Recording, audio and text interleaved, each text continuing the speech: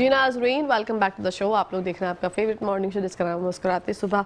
बढ़ते हैं अपने मौजूद मेहमानों की जानिब। अल्लामा काजी अहमद दुरानी साहब हमारे साथ स्टूडियो में मौजूद हैं। आइए आपकी उनसे मुलाकात करवाते हैं। अस्सलाम वालेकुम, कैसे मुफ्ती साहब? वालेकुम अस्सलाम, अल्हम्दुलिल्लाह मैं खैरियत से हूँ। माशाल्लाह, आपको हम खुश आमदीद कहते हैं अपने प्रोग्राम में। इन्हीं के साथ साथ एक नाख़्वाह भाई हमारे साथ मौजूद हैं स्टूडियो में, उनसे भी आपकी मुलाकात करवाते हैं। उनका नाम है इफ्तिखार ज़ैदी। अस्सलाम वालेकुम, कैसे हैं इफ्तिखार साहब? माशाल्लाह, आपको भी हम खुश आमदीद कहते हैं। बढ़ते हैं अल्लामा साहब की जानिब। अल्लामा साहब, मुझे बताइएगा, आज जुम्मे का दिन है, हमें अमूमन जुम्मा किस तरह से मनाना चाहिए? जुम्मे की फजीलत के हवाले से आएंगे, उसके बाद फिर हम मज़ीद जो बातें हैं उस पर गौर करेंगे। जी फरमाइए। बहुत बहुत शुक्रिया। जुमे को सैयदुल अय्याम कहा गया कि तमाम दिनों का सरदार है जुमा, और हुक्म दिया गया कि ए ईमान वालो, जब तुम जुमे के लिए निदा सुनो यानी अज़ान जुमा को सुनो तो अपने सारे मामलात, कारोबार वगैरह छोड़कर जुमे की नमाज के लिए हाजिर हो जाओ। माशाल्लाह। और ये हुक्म है कि अज़ान खुतबा से लेकर जुमे की नमाज ख़त्म होने तक तमाम तर अपने कारोबार को, मामलात को रोक दिया जाए और जुमा अदा किया जाए। जुमे का दिन जहाँ तमाम दिनों का सरदार है, वहाँ इस दिन अल्लाह रब्बुल इज़्ज़त की रहमतें और बरकतें भी ज़्यादा उसके बंदों में नाजिल होती हैं। जुमे की नमाज इस्लामी माशरे में इज्तिमाइयत का एक बहुत अहम मुज़ाहिरा है कि लोग बड़ी तादाद में नमाज जुमा में जमा होते हैं। फिर वहाँ जो हमारे यहाँ तरीक़ा राइज है कि माशरती मसाइल पर, तफ़हीम पर, सीखने सिखाने पर गुफ्तगू होती है, तो खुतबा जुमा अरबी के अलावा जो मकामी ज़बानों में, जैसे पाकिस्तान में उर्दू में, और जहाँ जहाँ जिस ज़बान के जानने वाले मौजूद हैं उन ज़बानों में या मकामी बोलियों में गुफ्तगू होती है, वो लोगों को सिखाने का एक बहुत बड़ा मौका होता है। तो जुमे का दिन दीन को सीखने सिखाने का मौका भी है। फिर नबी करीम सल्लल्लाहु अलैहि वसल्लम की सुन्नत मुताहरा ये है कि जुमे के दिन गुस्ल का अहतमाम किया जाए, जो पाक साफ़ लिबास में असर हो वो ज़ेबतन किया जाए, और फिर अव्वल वक्त में नमाज में आने की कोशिश की जाए। फरमाया कि जब अज़ान जुमा हो जाती है, पहली अज़ान जिसे हम कहते हैं, तो फरिश्ते दरवाज़े पे आकर खड़े होकर इंतज़ार करते हैं कि कौन कौन आ रहा है। सुभान अल्लाह। और जब पहले आने वाले आते हैं तो एक ऊँट की क़ुरबानी जैसा सवाब उनके हिस्से में लिख दिया। फिर बाद में आने वालों के लिए एक गाय जैसा, और उससे कम होता होता फिर जो ही अज़ान खुतबा होती है तो फरिश्ते भी अपने दफ्तर को समेट कर, रजिस्टर को लपेट कर नमाज में शामिल हो जाते हैं।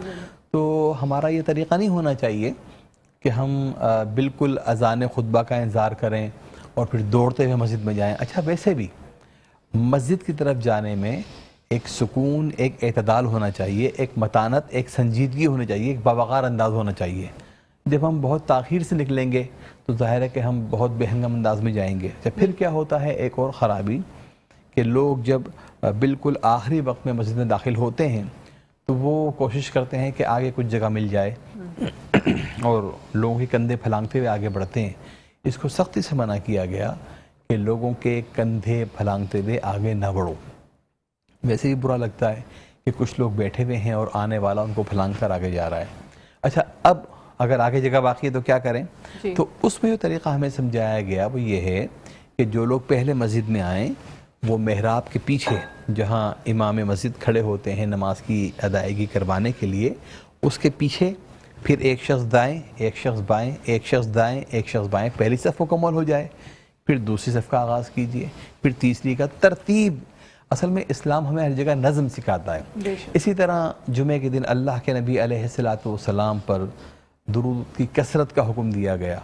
यूँ तो दुरूद शरीफ अहले ईमान का शेवा ही है, लेकिन जुमे के दिन ख़ास तौर पर फरमाया गया कि मुझ पर दुरूद भेजो, ये मुझ पर पेश किया जाता है, मैं इसे समाअत करता हूँ। फिर फरमाया गया कि जुमे के दिन एक ऐसी सात है जिसमें अल्लाह ताला लाज़मी दुआओं को कबूल फरमाता है। तो जुमे की बड़ी फजीलत है, बड़ी अहमियत है। नमाज जुमा उसमें मरकज़ है, और फिर दुरूद शरीफ का विर्द करना, फिर दुआओं का अल्लाह रब्बुल इज़्ज़त की बारगाह में पेश करना, ये सब जुमे के फ़ज़ाइल हैं और उससे हमें इस्तिफ़ादा करना चाहिए। سبحان اللہ مفتی اللہ صاحب مجھے بتائیے گا، تو ہم نے مردوں کے حوالے سے بات کر لی، خواتین پر کیا کیا واجب ہے اور فرض ہے؟ اچھا دیکھیے، خواتین بھی جمعے کے اہتمام میں اس طرح شریک ہو سکتی ہیں کہ سب سے پہلے تو یہ ہے کہ اپنے گھر کے جو مرد حضرات ہیں ان کی جمعے کی تیاری میں معاونت کریں. اچھا پھر وہ نماز ظہر گھر میں ادا کریں. نماز کے علاوہ تمام فضائل تو ان کے لیے بھی موجود ہیں. جتنی فضیلتیں جمعے کے دن کی ہیں، درود شریف پڑھنے کی فضیلت، دعا کی قبولیت کی فضیلت، تمام ان کے لیے موجود ہیں. تو اگر وہ اور میں سمجھتا ہوں کہ ہمارے ہاں دین کے معاملات میں خواتین مردوں سے زیادہ باشعور ہیں، اس لیے کہ اکثر مذہبی اجتماعات، مذہبی مجالس، مذہبی تقاریب مرد حضرات بسا اوقات اپنی عدیم الفرصتی کا بہانہ بنا کر اور جناب وقت نہیں ہے اور میں مصروف ہوں وہ ٹال جاتے ہیں، لیکن خواتین ان تمام تقاریب کا باقاعدہ اہتمام کرتی ہیں. تو یہ اللہ کا بڑا فضل و کرم ہے. تو اگر ایسا کر لیا جائے کہ جب مرد نماز کی ادائیگی کے لیے گئے ہوئے ہیں، اگر اسی موقع پر وہ اپنے بچوں کو لے کے بیٹھ جائیں، ایک حلقہ درود شریف بنا کر ایک تسبیح درود شریف کی پڑھ لیں، دعا کریں، گھر میں برکت بھی ہوگی اور اللہ تعالیٰ کا کرم بھی نازل ہوگا. پھر اسی طرح بچوں کی دعاؤں کی تعلیم دیں. یقیناً جس طرح وہ روزانہ یہ سارے کام کرتی ہیں جمعے کو خاص طور پہ کر سکتی ہیں، تو ان کے لیے تمام فضائل موجود ہیں جو مردوں کے لیے موجود ہیں. ٹھیک ہے. اللہ صاحب یہ بتائیے گا کہ وظائف کون کون سے پڑھنے چاہیے جمعے کے روز، خواتین کو بھی اور مرد حضرات کو؟ دیکھیے، سب سے پہلے تو اللہ کے نبی علیہ الصلوۃ والسلام پر درود شریف پڑھنے کی ترغیب دی گئی، تعلیم دی گئی. پھر قرآن مجید فرقان حمید کی سورۃ الکہف کے بارے میں کہا گیا کہ جمعے کے دن اس کی تلاوت کی بڑی فضیلت ہے. اس کے علاوہ جو بھی دعائیں معصورہ آپ کو یاد ہیں، جو بھی احادیث میں دعائیں آئی ہیں، ان کا ورد کرنا، ان کو پڑھتے رہنا، وہ بڑا باعث فضیلت ہے. سورہ کہف کے پڑھنے سے بہت زیادہ ثواب بھی ملتا ہے اور گھر میں برکت بھی ہوتی ہے. تو اس کی تلاوت جمعے کو کر لی جائے تو بہت اچھا ہے. اور اگر یہ توفیق ہو جائے کہ گھر والے سب جمع ہو جائیں، ایک تلاوت کریں، سب سماعت کر لیں، تو ایسا بھی ہو سکتا ہے. تو سورہ کہف کی تلاوت کی جائے اور دیگر دعائیں مانگی جائیں، درود شریف کی کثرت کی جائے، انشاءاللہ تعالیٰ برکت ہوگی. انشاءاللہ. علامہ صاحب بہت سے لوگ یہ کرتے ہیں کہ نماز کی جب ادائیگی کرتے ہیں تو فرائض تو انجام دے دیتے ہیں، لیکن جب معاملہ آتا ہے نوافل کا تو اس میں کوتاہی برتتے ہیں. کہتے ہیں کہ فرض جو ہے نا، فرض نماز ہم نے ادا کر دی، اب نوافل جو ہے وہ ہم بعد میں پڑھ لیں گے، یا پھر نہیں بھی پڑھتے. ان کا مدعا یہ ہوتا ہے کہ بس فرائض پہ زیادہ اہمیت دیتے ہیں. تو کیا یہ کرنا درست طریقے کا؟ دیکھیے، جس طرح دنیاوی معاملات میں ایسا ہوتا ہے کہ ایک انسان اپنی ذمہ داری سے، ڈیوٹی سے ایک دم غائب نہیں ہوتا. کبھی تاخیر سے جانا شروع کرتا ہے، کبھی جلدی اٹھنا شروع کرتا ہے. پھر جب دیکھتا ہے کہ وہ ہیبیچول ہو گیا تو وہ بالکل ڈیوٹی سے غائب ہو جاتا ہے.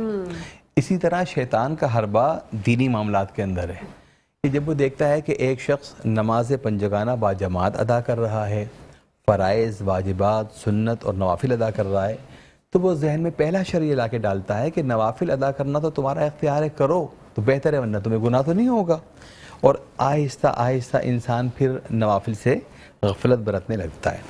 پھر دوسرا حربہ اس کا یہ ہوتا ہے، وہ کہتا ہے یہ تو سنت ہے، اگر ادا کر لو گے تو تمہیں ثواب ملے گا، ورنہ اس پہ بھی تمہارا کوئی عذاب تو نہیں ہے. تو پھر وہ نوافل سے آہستہ آہستہ پیچھے ہٹتا ہے. اچھا پھر وہ ذہن میں ڈالتا ہے جماعت سے پڑھ لو تو کیا حرج ہے، نہ پڑھ دو کہ نماز تو پڑھ رہے ہو تم. اس طرح پھر آہستہ آہستہ انسان نوافل سے غفلت برتنے کے بعد، سنتوں سے غفلت برتنے کے بعد فرائض کی طرف چلا جاتا ہے. تو ہمیں کوشش کرنی چاہیے کہ جب ہم نماز کی ادائیگی کر رہے ہیں یا دیگر معاملات میں ہم جب دین کی طرف جا رہے ہیں تو اخلاص کے ساتھ ہم اللہ رب العزت کی عبادت کر رہے ہیں. دیکھیے، جب ہم دنیاوی کسی کام کو انجام دیتے ہیں تو ہم اپنی حیثیت میں بہتر سے بہتر طریقے پر انجام دینے کی کوشش کرتے ہیں کہ اہل دنیا میں ہماری عزت بھی ہو، یا جس کے لیے ہم کر رہے ہیں وہ ہم سے خوش ہو.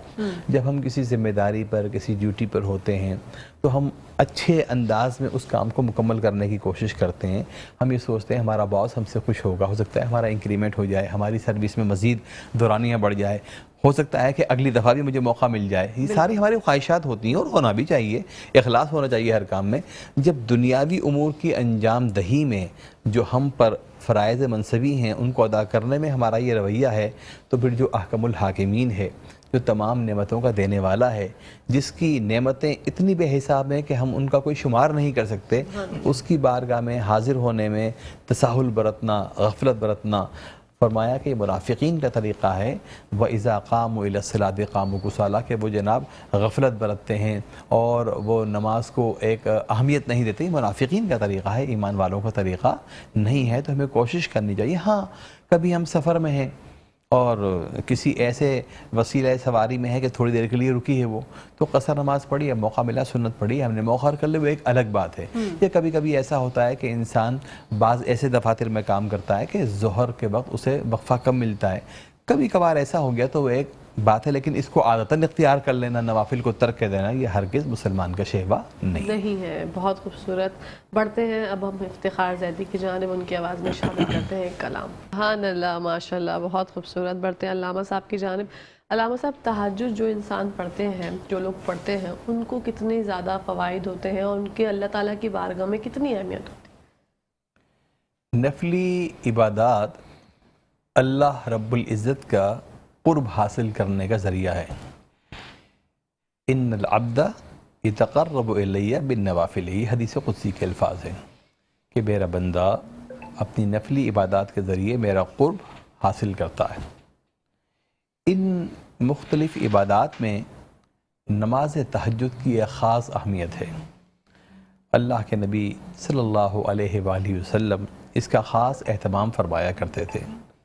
تصور کیا ہے کہ دنیا کی اکثریت سو رہی ہے اور تہجد کا وقت وہ ہے جب نیند اتنی گہری ہے کہ لوگ بالکل خواب خرگوش کے مزے لوٹ رہے ہیں، اور اس موقع پر اگر کسی کو بیدار بھی کیا جائے تو وہ تکلیف محسوس کرتا ہے، چڑچڑا جاتا ہے.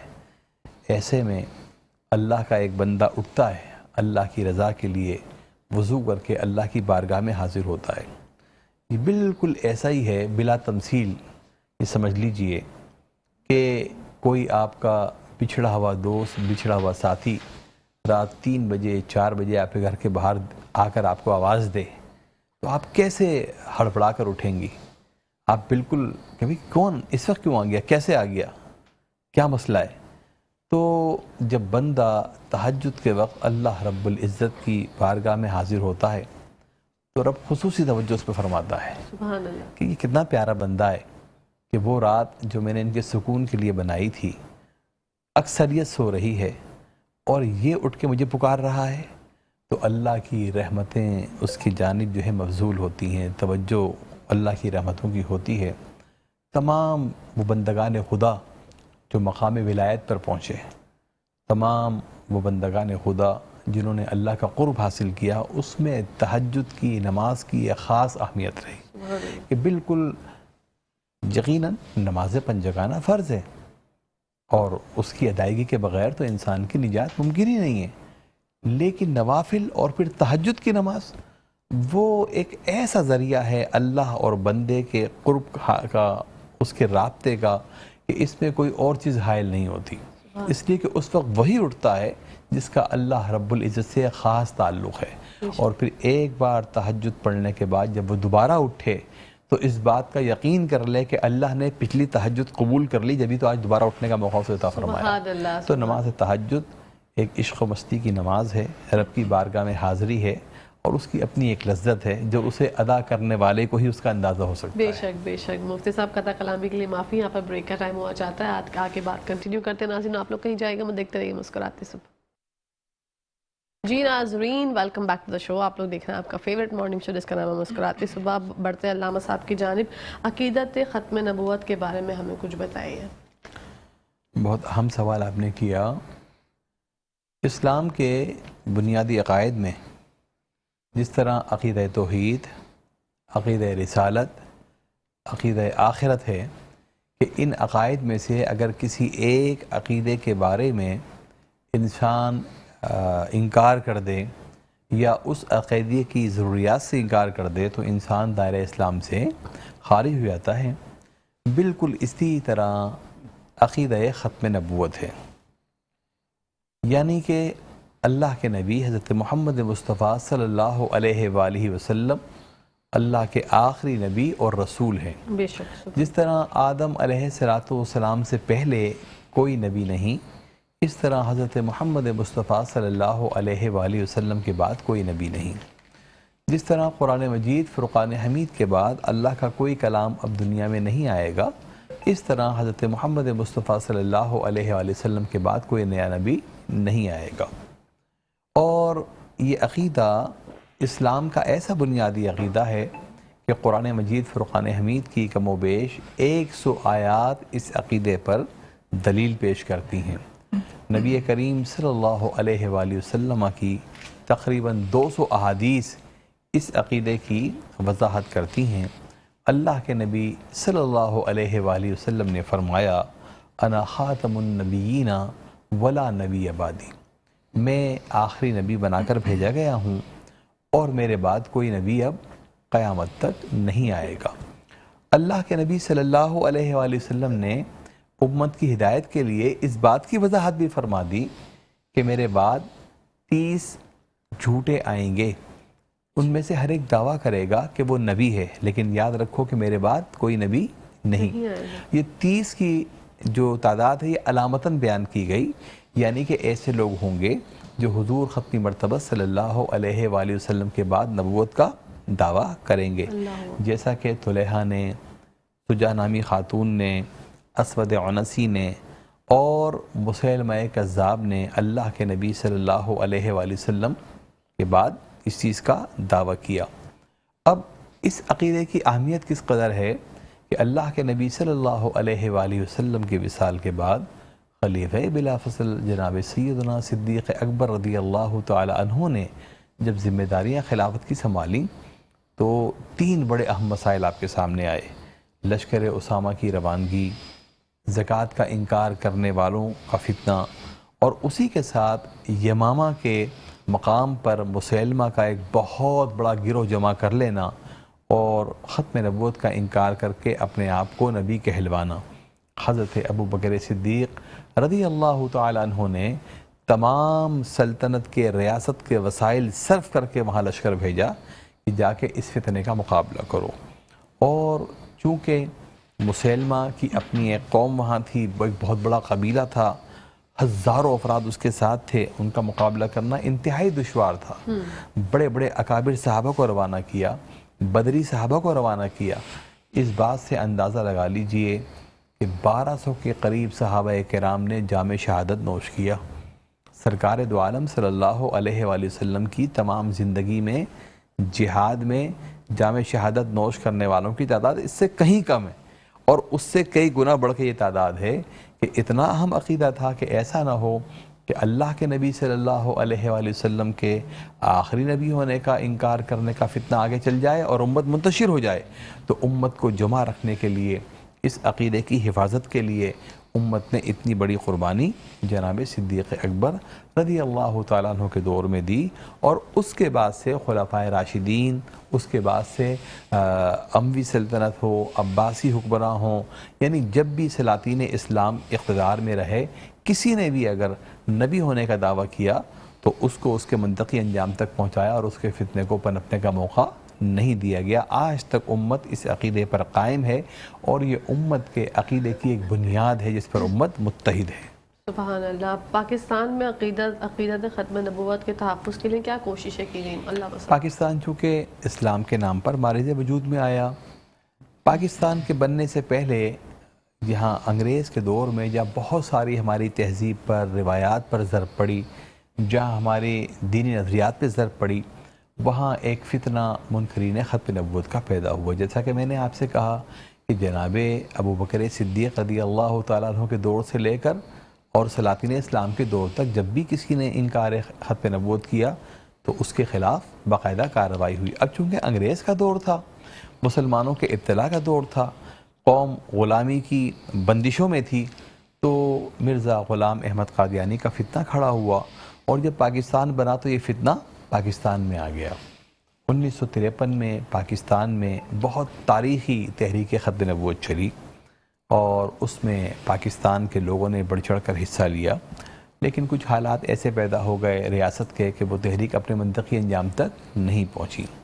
اس کے بعد 1974 میں پاکستان میں دوسری تحریک ختم نبوت چلی، اور یہ وہ وقت تھا جب ذوالفقار علی بھٹو وزیر اعظم تھے اور ایک قومی اسمبلی موجود تھی، 1973 کا آئین نافذ ہو چکا تھا، اور اسی شہر سے رکن قومی اسمبلی منتخب ہونے والے علامہ شاہ احمد نورانی، علامہ عبدالمصطفیٰ الازہری، حیدرآباد سے مولانا محمد علی رضوی اور دیگر علماء، اس کے بعد میں مفتی محمود اور پروفیسر غفور صاحب اور دیگر علماء سب نے مل کر یہ قرارداد پیش کی علامہ شاہ احمد نورانی نے، اور سب نے تائید کی کہ پاکستان کی جڑوں کو 71 میں بھی، اس سے پہلے 65 کے جنگ میں بھی، اور اس سے پہلے بھی نقصان پہنچانے والے جو گروہ ہیں منکرین ختم نبوت اس کے پیچھے ہیں، اس لیے اس گروہ کو آئینی طور پر کافر قرار دیا جائے۔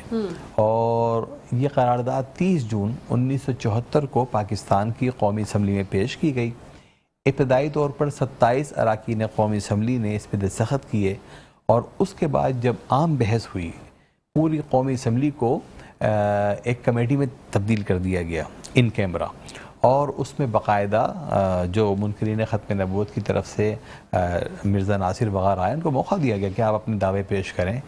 طویل بحث چلی، اور تمام بحث کے بعد پوری قومی اسمبلی نے یہ فیصلہ کیا کہ واقعی منکرین ختم نبوت جو ہیں ان کا دعویٰ غلط ہے۔ اللہ کے نبی حضرت محمد مصطفیٰ صلی اللہ علیہ وآلہ وسلم کے بعد دعوی نبوت کرنے والا دائرہ اسلام سے خارج ہے، اس لیے مرزا غلام احمد، اس کے تمام پیروکار، وہ لاہوری کے ہیں یا احمدی اپنے آپ کو کہیں، قادیانی کے ہیں، وہ دائرہ اسلام سے خارج ہیں۔ یہ 1973 کے آئین میں سیکنڈ امینڈمنٹ ہے، دوسری آئینی ترمیم ہے، جو 7 ستمبر 1974 کو منظور کی گئی قومی اسمبلی سے۔ اسی شام کو سینٹ کا ایک خصوصی اجلاس ہوا، اس میں ترمیم ہوئی، اور پاکستان کو یہ اعزاز حاصل ہوا کہ دنیا کے ان ممالک میں یہ شامل رہا جنہوں نے منکرین ختم نبوت کے خلاف عملی جدوجہد کی۔ اور میں سمجھتا ہوں کہ اسی کی برکتیں اور رحمتیں ہیں کہ پاکستان نے ہمیشہ آئین جو ہے ہمارا اسلام کا تحفظ کرتا ہے کہ ہم بہت زیادہ مسائل کے باوجود، حادثات کے باوجود سروائیو کر جاتے ہیں۔ یہاں ایسے مسائل پیدا ہوتے ہیں ہماری معیشت پر، ہماری سیاست پہ، کہ لگتا ہے کہ کیا ہوگا، لیکن پھر کوئی ایسا معاملہ سامنے آتا ہے کہ ہم پھر سروائیو کر جاتے ہیں کہ قوم اجتماعی طور پر اللہ اور اس کے رسول سے محبت کرنے والی ہے۔ ہمارے قانون کی بنیادی اساس، آئین کی بنیادی اساس بھی اسلام پر ہے، اور جب بھی موقع پڑتا ہے ہم اس کا اظہار بھی کرتے ہیں۔ تو یہ اسی لیے اللہ کا فضل و کرم ہے ہم پر کہ ہماری قوم بدترین حالات کے بعد بھی سروائیو کر جاتی ہے۔ ہم دیکھتے ہیں کہ کرونا کے معاملات تھے اور دیگر معاملات تھے، دیگر اقوام پہ کیسے برے حادثات آئے، تو یہ اللہ کا فضل و کرم اسی لیے ہے کہ ہم اللہ کے احکامات کو ماننے کی کوشش کرتے ہیں۔ بے شمار خرابیوں کے باوجود ہم رسول اللہ صلی اللہ علیہ وآلہ وسلم سے محبت کا اظہار کرتے ہیں، اور اللہ رب العزت اس محبت کو قبول فرماتا ہے اور قوم کو ایک بار پھر کھڑا کر دیتا ہے۔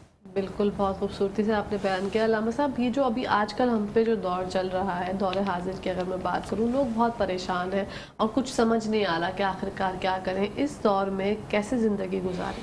دیکھیے، اللہ کے نبی صلی اللہ علیہ وآلہ وسلم نے ہر معاملے میں ہماری رہنمائی فرمائی۔ نبی کریم صلی اللہ علیہ وآلہ وسلم نے فرمایا کہ دینے والا ہاتھ لینے والے ہاتھ سے بہتر ہے۔ اللہ کے نبی صلی اللہ علیہ وآلہ وسلم کے پاس ایک شخص آیا اور اپنے مصائب کا شکوہ کیا، آپ نے کہا کچھ ہے تمہارے پاس؟ اس کے لیے ایک کلہاڑی کا، ایک رسی کا بندوبست کیا کہ جاؤ اس سے لکڑیاں کاٹو اور بیچو۔ معلوم کیا ہوا کہ انسان کی زندگی کے مصائب کا حل جد و جہد میں ہے۔ ہمیں ایسا لگتا ہے کہ ہم اجتماعی طور پر سست ہو گئے، ہم جسے عرف عام میں شارٹ کٹ کہتے ہیں وہ تلاش کرنے کی کوشش کرتے ہیں، ہم جد و جہد سے پیچھے ہٹ جاتے ہیں۔ اچھا، معاملہ کیا ہے؟ حضرت عمر فاروق رضی اللہ تعالیٰ عنہ کے دور میں جب ایران فتح ہوا، ظاہر ہے کہ کسریٰ اس وقت کی سپر پاور تھی، اور وہاں سے مال غنیمت آیا، تو حضرت عمر فاروق کی آنکھوں میں آنسو آ گئے۔ حضرت علی کرم اللہ تعالیٰ وجہ الکریم مولائے کائنات کا وہاں سے گزر ہوا، کہا عمر رو رہے ہیں آپ، اللہ نے اتنی بڑی فتح دی ہے۔ کہا کہ یہ خوشی کے آنسو ہیں، ایران سے مال غنیمت چلائے، اور جو وہاں فہرست مرتب کی گئی ہے ایک سوئی بھی اس میں کم نہیں ہے، کہاں ایران اور کہاں مدینہ۔ تو حضرت علی کرم اللہ تعالیٰ وجہ الکریم نے ایک تاریخی جملہ ارشاد فرمایا۔ آپ کے بعض اقوال ایسے ہیں جو ساری زندگی میں رہنمائی کرتے ہیں۔ آپ نے فرمایا عمر، پانی اوپر سے نیچے آتا ہے، پانی اوپر سے نیچے آتا ہے، آپ اپنے معاملات کے اندر اصولی ہیں، سخت ہیں، اس لیے آپ کے تمام اموال، تمام ماتحت بھی اصولی ہیں۔ تو ہمیں چاہیے کہ اشرافیہ سے لے کے عام عوام تک ہم اپنی اصلاح کی کوشش کریں. تنقید تو بہت ہو گئی, ایک دوسرے پہ تنقید کی بجائے ہر شخص اپنی ذمہ داری اپنے مقام پر ادا کرنے کی کوشش کرے اور یہ سوچے کہ اللہ کی نعمتوں کی کمی نہیں ہے. بے شک. کتنا بڑا المیہ ہے کہ ہم ایک زرعی ملک ہو کر ہمارے یہاں آٹے اور چینی کا بحران پیدا ہو جائے. بالکل. جو چیز ہم خود پیدا کر رہے ہیں, اس کے معنی کیا ہے کہیں غلطی ہو رہی ہے, کہیں غلط فیصلے ہو رہے ہیں. ان فیصلوں پہ نظر ثانی کریں اور یہ سوچیں کہ اللہ کے خزانوں میں کمی نہیں ہے. اللہ کے خزانوں کی پھر ہم اس خطے میں رہتے ہیں جہاں سال کے 4 موسم پائے جاتے ہیں. آپ دنیا کے ممالک کو دیکھیں جہاں موسم اس طرح تبدیل نہیں ہوتے, کتنی پریشانیاں پیدا ہوتی ہیں. 18-19 گھنٹے کی رات ہے, انہیں زندگی کے نظام کو چلانا کتنا مشکل ہوتا ہے. تو یہاں اللہ رب العزت نے آپ کو وہ سہولتیں میسر کی ہیں. پھر آپ کے پاس تجارت کے, آپ کے پاس زراعت کے وہ مواقع ہیں جو ہر ایک کو حاصل نہیں ہوتے. بس ان میں کہیں ہم غلطی کر رہے ہیں, کہیں ہم ان ذرائع کو غلط استعمال کر رہے ہیں. ہم یہ سوچیں کہ یہ اللہ کا دیا ہوا موقع ہمارے لیے ہے, ہم اپنی اصلاح کریں, ہر شخص اپنی جد و جہد کرے, اپنی کاوش کرے, اپنی کوشش کرے اخلاص کے ساتھ. تو انشاءاللہ تعالیٰ اس سے پہلے بھی مشکلوں سے نکلتے رہے ہیں, اس مشکل سے بھی ہم نکل جائیں گے انشاءاللہ. یہاں پر ٹائم ہو گیا بریک کا. ناظرین آپ لوگ کہیں جائے گا, میں دیکھتے رہیے اپنا فیوریٹ مارننگ شو جس کا نام مسکراتے صبح. بہت خوبصورت پڑھتے ہیں علامہ صاحب کی جانب. علامہ صاحب یہ فرمائیے گا, دین اسلام میں صبر کرنے والوں کی اہمیت کیا ہے؟ صبر ایک ایسا وصف ہے جو انسان کو بے شمار مصائب سے بچاتا ہے.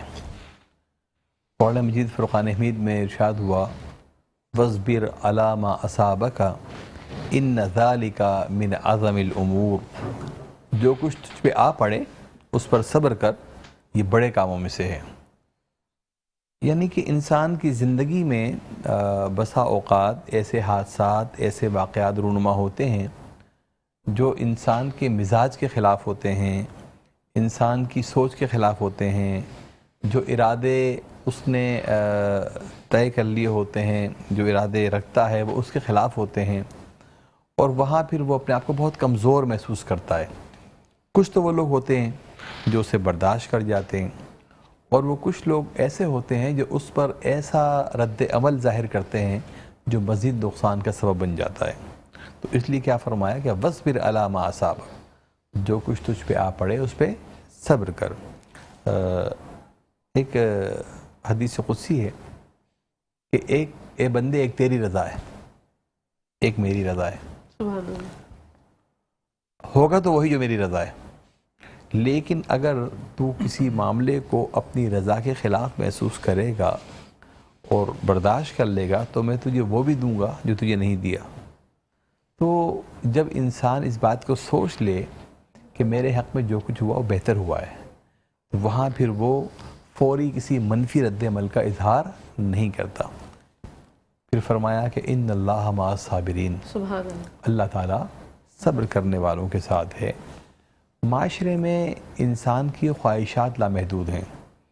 اگر آپ اس کے عملی مظاہروں کو دیکھنا چاہیں تو ابھی آپ شہر کراچی کے کسی چوراہے پہ چلیں, کسی راؤنڈ اباؤٹ پہ, کسی فلائی اوور کے پاس کھڑے ہوں اور دیکھیں کہ گزرنے والی سواریوں کی بے صبری کی وجہ سے 1 گھنٹے اور 1.5 گھنٹے میں ٹریفک جام ہو جائے گا. ایک موٹر سائیکل سوار یہ سوچ کر نکلا ہے کہ مجھے 20 منٹ میں پہنچ جانا ہے. بھئی آپ 10 منٹ پہلے نکل جاتے. اچھا, اب جس روٹ پہ وہ جا رہا ہے وہاں دوسرا کار سوار یہ سوچ کر نکلا ہے کہ پہلے مجھے پہنچ جانا ہے. ذرا سی بات پر یا تو حادثہ ہے یا تکرار ہے. بالکل.